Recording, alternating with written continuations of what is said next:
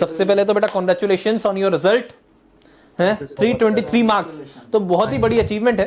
ठीक है जी, जैसे हम बार बार कह रहे हैं 15% रिजल्ट के अंदर आपका ये कहीं ना कहीं, और जितनी मेरी दीपांशु से बात हुई थी आज मॉर्निंग के अंदर, तो उसने बताया कि 12th के बाद बहुत ज्यादा टाइम नहीं मिला उसे, और उसके बाद इतने नंबर क्यों दीपांशु?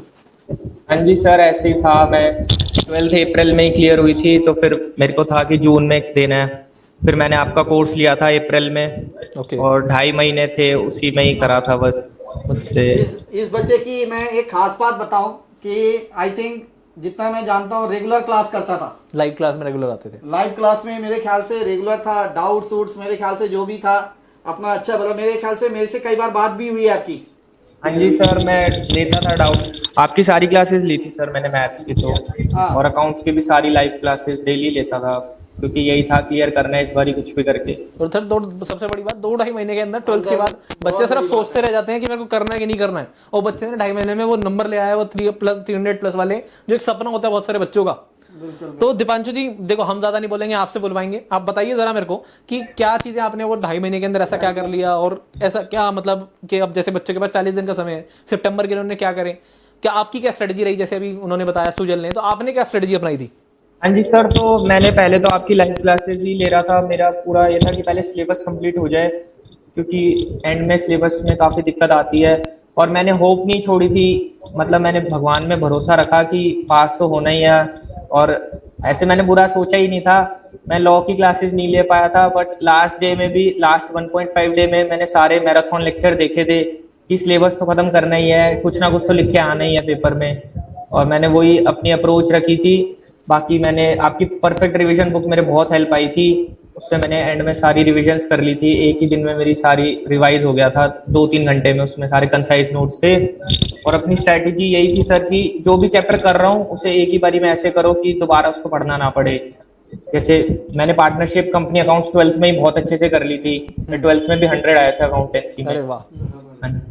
तो और मैथ्स भी काफ़ी स्ट्रांग थी पहले से ही, और सर के भी लेक्चर में बहुत अच्छा लगता था, दिन में होते थे 3 घंटे, पता ही नहीं चलता था कैसे हुए।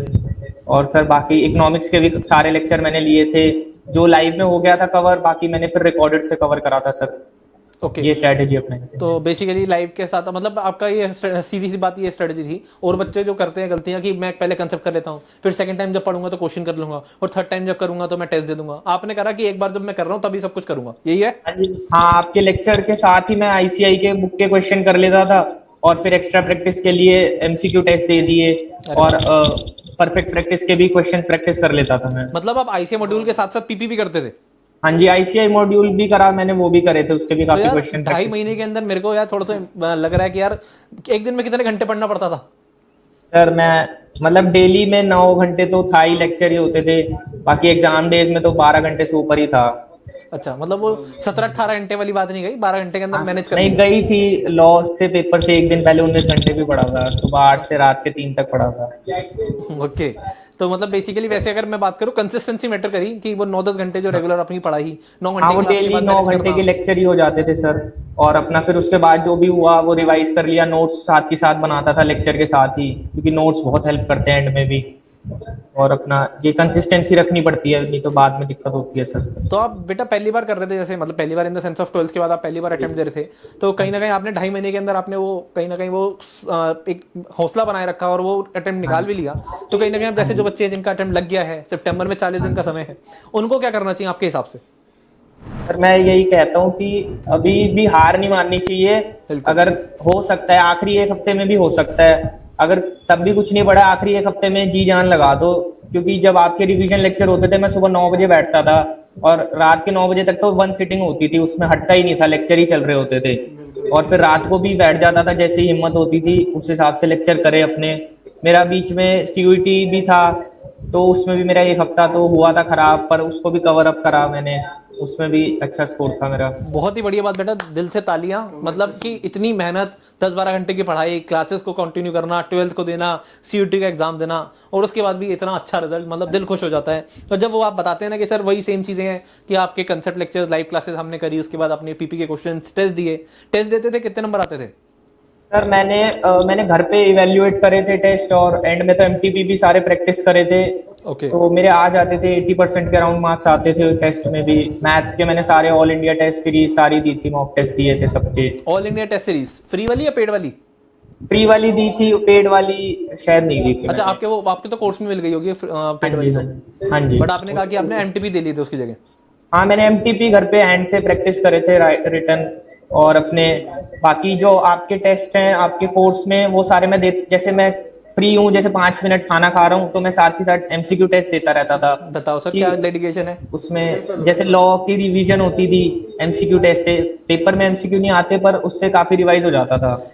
यार टाइम की कमी, तुमने जितना बताया ना उसके हिसाब से मेरे को एक चीज दिख रही है कि अगर ये 2.5 महीने की जगह 5-6 महीने होते ना तो ये शायद 378 वाला रिकॉर्ड भी टूट सकता था। हाँ, वो जो थोड़ा सा मतलब ठीक है, बिल्कुल। वो जो डेडिकेशन दिखाई कि 5 मिनट का समय तो एक उसमें एमसीक्यू टेस्ट दे दिया और उसके बाद 12 घंटे पढ़ाई करना, 9 घंटे की क्लास के बाद अपने क्वेश्चन को प्रैक्टिस करना, और वो जो सोच है ना कि पहली एक बार ही करूं चाहे मैं, पर जब भी करूंगा उसे कंप्लीट करके मानूंगा। तो मैं ये नहीं करूंगा कि इस बार कंसेप्ट पढ़ रहा हूं फिर बाद में क्वेश्चन प्रैक्टिस करूंगा, तीसरी बार मैं टेस्ट दूंगा। तीसरी बार कभी आएगी नहीं, इस चक्कर में कभी टेस्ट दिया जाएगा नहीं। क्वेश्चन प्रैक्टिस के भी पक्का है नहीं कि दूसरी बार टाइम मिलेगा उस चैप्टर को, नहीं। बिल्कुल अच्छी स्ट्रेटजी, बहुत अच्छी स्ट्रेटजी। आपको भी बच्चों को समझना चाहिए कि जब आप कंसेप्ट पढ़ रहे हैं कोई भी चैप्टर को, साथ ही साथ उसको 100% कंप्लीट करिए। चाहे 10 की जगह 8 चैप्टर करके जाइए, बट 8 चैप्टर 100% तरीके से कंप्लीट होने चाहिए। क्यों बेटा दीपांशु? हाँ जी सर, बिल्कुल सही कहा आपने। और टेस्ट में जैसे एक चीज बताना चाहता हूँ, मैं जब भी टेस्ट देता था मेरे को अच्छा लगता था कि पता चलेगा कितना पढ़ा है कितना आता है। और कभी भी बुरा नहीं लगा टेस्ट देके, मेरे को तो अच्छा लगता था एमसीक्यू टेस्ट में जितने भी मार्क्स आए कि और कैसे इंप्रूव हो जाए।